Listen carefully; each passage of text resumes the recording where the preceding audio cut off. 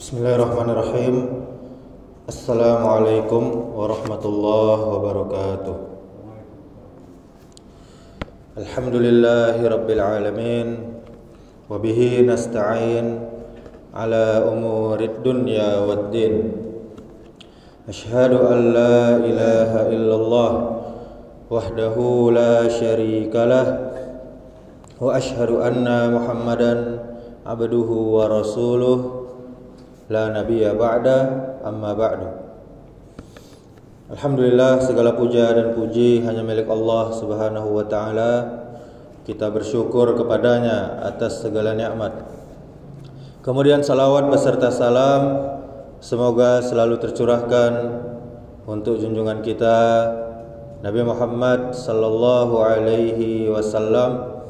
Allahumma salli wa sallim wa barik ala Muhammadin wa ala alihi wa ashabihi ajma'in wa man tabi'ahum bi ihsan ila yaumiddin. Ma'asyiral muslimin muslimat jamaah salat zuhur yang dimuliakan Allah Subhanahu wa taala. Pada kesempatan yang istimewa ini, di bulan yang istimewa ini, marilah kita memulainya dengan lebih sungguh-sungguh dalam meningkatkan kualitas ibadah dan muamalah kita, dengan istiqomah menjaga keimanan dan ketakwaan yang sudah ada menjadi lebih baik lagi, serta lebih mendominasi daripada peningkatan urusan keduniaan kita. Dengan berbagai limpahan dan karunia dari Allah, kita coba untuk melupakan sejenak hiruk pikuknya dunia, gemerlapnya perhiasan dunia, dan kita coba juga untuk menjadikan pergantian tahun ini dengan pergantian amaliyah, ibadah, dan muamalah kita menjadi lebih baik lagi. Seandainya kaum muslimin, kaum muslimat, ibadah kita pada tahun-tahun yang telah berlalu masih banyak kekurangan di sana sini, mari kita coba di tahun yang baru ini, di bulan yang baru ini, dengan peningkatan yang jauh berbeda. Seandainya muamalah kita pada tahun-tahun yang telah berlalu hanya biasa-biasa saja, maka di tahun yang baru ini, di bulan yang baru ini, mari kita coba untuk lebih baik lagi setiap harinya, lebih peduli lagi pada kerabat kita, sahabat kita, tetangga kita, dan mereka-mereka yang sangat membutuhkan uluran tangan kita. Seandainya masa lalu yang kita lewati penuh duri, penuh aib, kekurangan, dosa, dan noda hitam, mari kita coba di tahun yang baru ini, di bulan yang baru ini, untuk bersungguh-sungguh membersihkan noda-noda tersebut sebagai persiapan atau menjaga-jaga andai kata malaikat maut tiba-tiba datang menghampiri kita. Kita sudah bertaubat kepada Allah Azza wa Jal, sudah mohon ampunan kepada Allah, dan sudah berusaha, berikhtiar untuk lebih baik lagi. Di bulan yang istimewa ini, yang penuh dengan berbagai peristiwa yang sangat mengagumkan, bahkan sampai peristiwa ditenggelamkannya Fir'aun bersama bala tentaranya, dan Allah Subhanahu wa ta'ala menyelamatkan Nabiullah Musa alaihissalam beserta pengikutnya. Hari terjadinya pada bulan ini yaitu Muharram, tepatnya tanggal 10 Muharram nanti, sehingga mereka umat sebelum kita juga memperingatinya, dan mereka berpuasa juga pada tanggal 10 Muharram tersebut. Dan sebagai umat Islam, kita sangat dianjurkan juga untuk berpuasa pada hari tersebut, namun dengan menambahnya berpuasa pada tanggal 9, 10 dan juga 11, atau 9 dan 10 saja sebagai penyelisihan dari umat-umat sebelum kita. Hal ini telah diabadikan dalam berbagai hadis, di antaranya lain bakiyat ila qabili la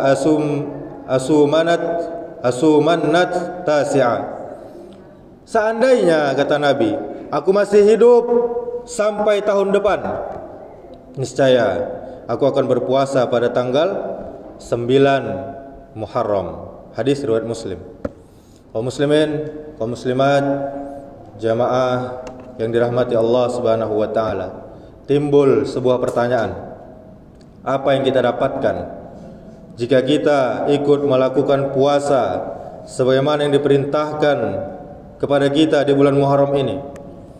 Junjungan kita, suri tauladan kita, Rasulullah sallallahu alaihi wasallam telah bersabda, wa an Abi Qatadah radhiyallahu anhu anna Rasulullah sallallahu alaihi wasallam suila an siyamin yauma Asyura faqala yukaffirus sanatal madiyah, rawahul Muslim. Dari Abu Qatadah radhiyallahu anhu bahwa Rasulullah sallallahu alaihi wasallam pernah ditanya tentang puasa pada hari Asyura pada tanggal 10 Muharram. Beliau menjawab, puasa tersebut dapat melebur dosa setahun yang lalu. Hadis riwayat Muslim.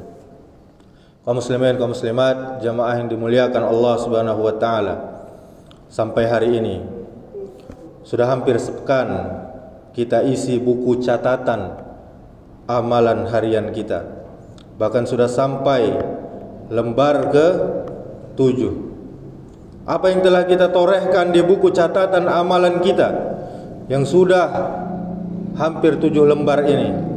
Apakah lembar demi lembarnya masih diwarnai noda hitam atau noda-noda kelabu? Atau boleh jadi sudah banyak perubahan yang luar biasa, tiada noda kelabu, apalagi noda hitam yang menghiasi buku catatan amalan kita di bulan yang baru ini, di tahun yang baru ini.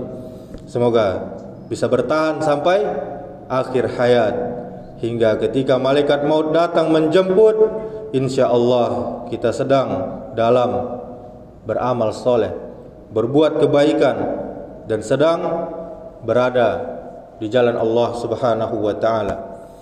Karena pada dasarnya kita sebagai manusia akan ditentukan pada akhirnya, bukan pada awalnya. Jika dalam keadaan berbuat baik, insyaallah akan Allah mudahkan dalam sakaratul maut. Jika sedang di jalan Allah, baik ke majelis ta'lim atau yang lainnya, dalam beramal soleh, maka akan syahid insyaallah. Jika sedang dalam diam tanpa berbuat sesuatu kecuali hanya mengingat Allah, berzikir kepada Allah, insyaallah akan dimudahkan untuk mengucapkan kalimat la ilaha illallah pada akhir ucapannya.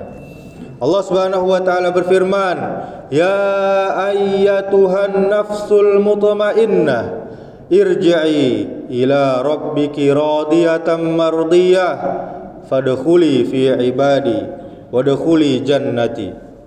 Wahai jiwa yang tenang, kembalilah kepada Rabbmu dengan ridha dan diridhai, lalu masuklah ke dalam golongan hamba-hambaku dan masuklah ke dalam surgaku.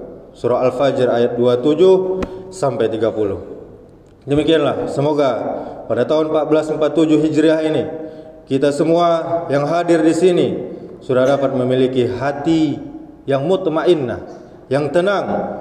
Kalaupun ada yang belum, berusaha untuk bertaubat kembali, karena sumber kegelisahan adalah sebuah dosa yang belum ditaubatkan kepada Allah Subhanahu wa taala. Mulailah dengan bertaubat dan yakin Allah Maha Pengampun, kemudian yakin dengan janji Allah, yakin dengan jaminan Allah. Yang terakhir, selalu berprasangka baik kepada Allah, karena Allah sesuai dengan prasangka kita. Subhanakallahumma wa bihamdika, asyhadu an la ilaha illa anta